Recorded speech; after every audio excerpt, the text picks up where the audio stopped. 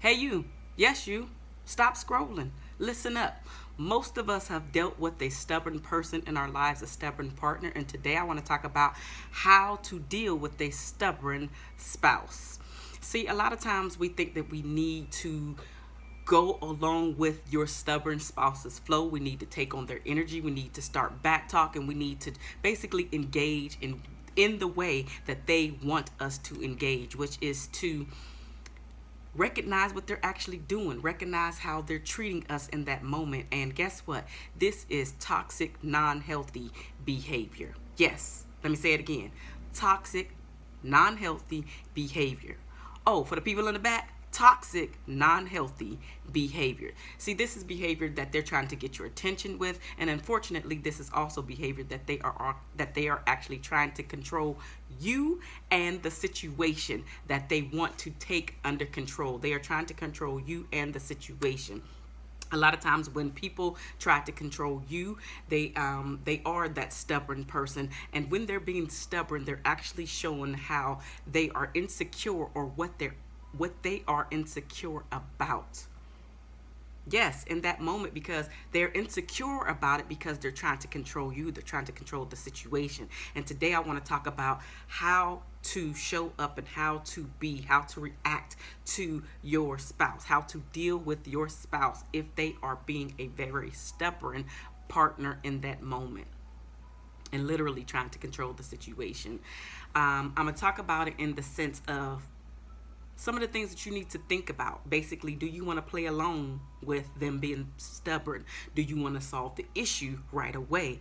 How do you need to show up when this starts to present itself within your relationship? And so I have 6 things for you to think about, 6 ways for you to deal with these things. And again, it depends on what you want to do. If you want to just continue to stay silent with each other, if you want to engage, if you want to solve said issue, then again, these are some things to think about. So the very first thing that you need to think about and do is try to put yourself in their shoes. Try to think about why they're being stubborn. It is if there is something that you can actually do to change the situation, to stop the stubbornness, to, I actually did do X, Y, and Z wrong. I could have handled it better. I don't need to be stubborn in this. Or because you're putting yourself in your spouse's situation, you think, okay, you know what? If I was in his situation, if I was in her situation, would I be stubborn in this moment? And if I'm being stubborn in this moment, if I feel like I need to put my foot in the ground and hold the line, why? So try to put yourself in their shoes and figure out the why behind why they are being stubborn to you. The next thing that you need to think about is if you are deciding to go ahead and end this war, this silent war, this stubborn war, then think about the timing. Is the timing right to actually rectify the situation? Have you reflected on what you could have done better in this situation, or are you just going forth without any solutions that you're bringing to the table? If you do not have any solutions that you're bringing to the table, actually you are better off being silent. And I know for me, I talked about it a lot of times, but somebody who is being stubborn, and especially if it's somebody that is actually trying to control the situation, they are feeling insecure about something, especially if this is a behavior that they do often. Yes, they're being stubborn, but they're also showing that they are being insecure, even though they feel that they are controlling the situation, that they hold the key to the power. They really don't hold the key to the power. Really, the power is in letting down your guard, resolving the issue as fast as possible. See, in my relationship, sometimes this does occur. And when it occurs in my relationship, I have to decide, do I want to resolve this issue right away, or do I want to stand my ground because there is something that needs to be rectified in our relationship? Is there something that needs to be talked about in a particular manner, or is it a respect issue? There's something that I also have to think about. Is it something that I need my husband to understand that I felt a certain type of way? I felt disrespected. I felt unloved. I felt unworthy. And so, because I don't want to necessarily rectify the situation, I want him to sit in his thoughts about what is actually happening. What did I say to him? How could he have changed the situation? How could he have made it better? And vice versa, right? Because I can be stubborn myself. All of us can be stubborn. I mean, well, maybe it's just me. Can you be stubborn too? Right? Let me know if you can be stubborn. And is it healthy for your relationship? How has being stubborn actually turned out in your relationship? All right. The next thing to think about is, if you're going to rectify the situation, is how you can compromise to come to a resolution faster. See, when you're going to talk to your partner, when you're going to talk to your spouse, you're not necessarily going to say, hey, listen to me. This is how I want it done. This is what we need to do. You're saying, you know what, baby, I actually thought about this. And this is why I've been silent, because I've really been trying to figure out how we can solve this issue so we never, ever, ever have to come back to it again. And so these are the things that I came up with. What are your thoughts about this? They'll be able to give you their feedback, and they might not 100% agree with whatever your resolution was. But that is the way to start the conversation.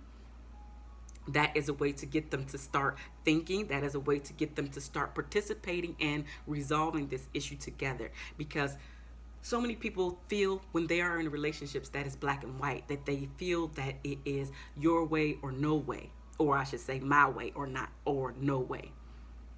Right? But it doesn't work that way in relationships.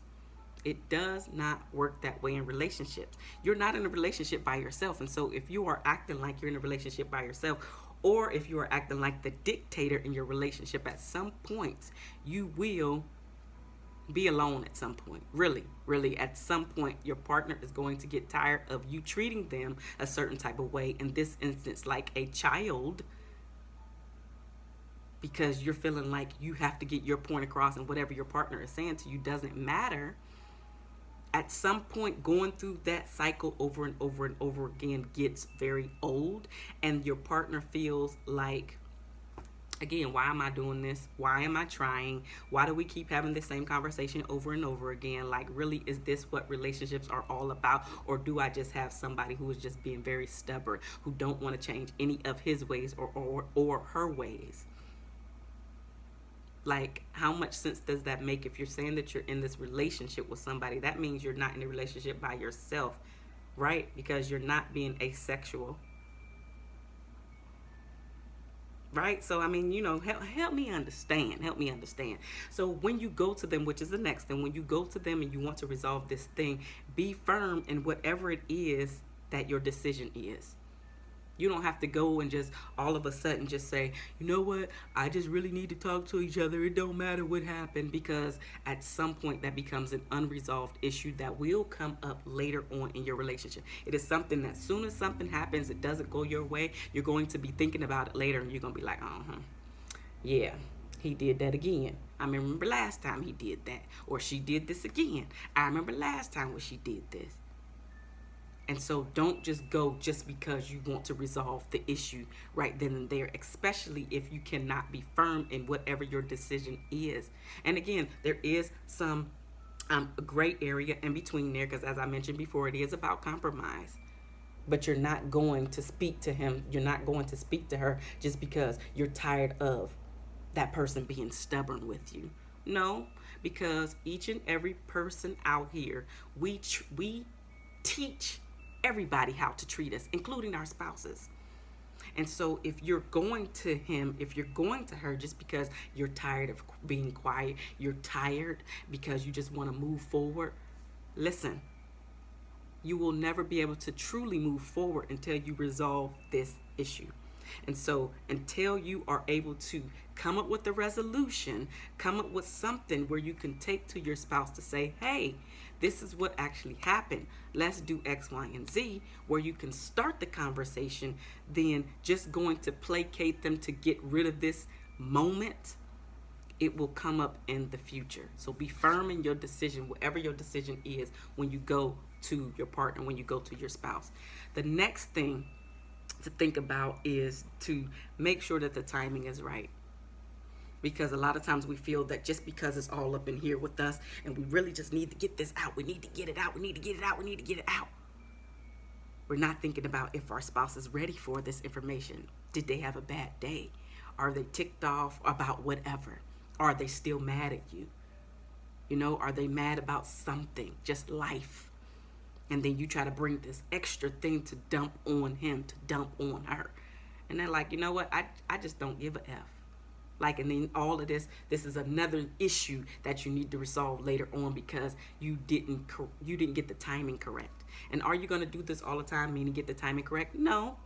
But the majority of the time, you need to slow down and not just think that it's all about you, right? That's where that compromise comes from. But also it comes from you not being in a relationship by yourself. So think about the timing as well. Is this the right time to do this? Does he look okay?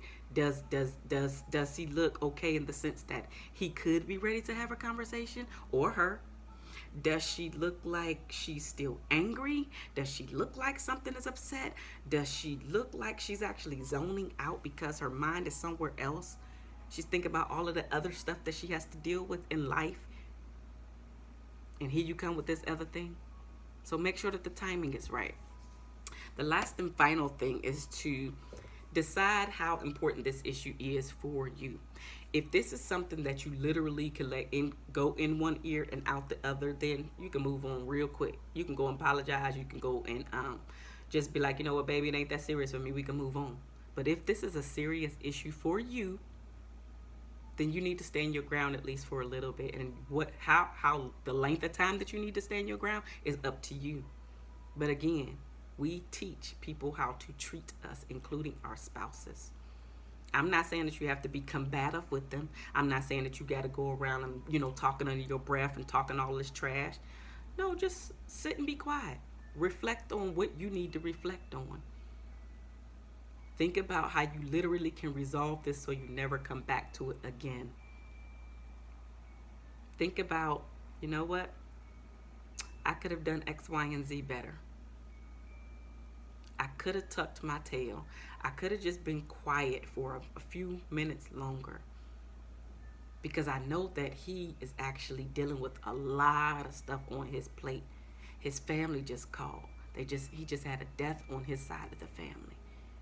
He just lost his job. He didn't get that promotion. She just walked away from her job, and now she's like, oh my God, what the hell did I do? And here I come with this, right? Try to figure out if the issue is that important. Because if it's not that important, just like the old saying goes, choose your battles. Everything that occurs in your relationship does not need to be discussed. It does not need to be like a big mountain because you created it into a mountain. This can be something that's very simple. This could be rectified by a simple, I'm sorry, babe. I was actually in my own feelings. I was in my own world and I didn't take your feelings into consideration. That's my bad. That's my bad. I need to work on that.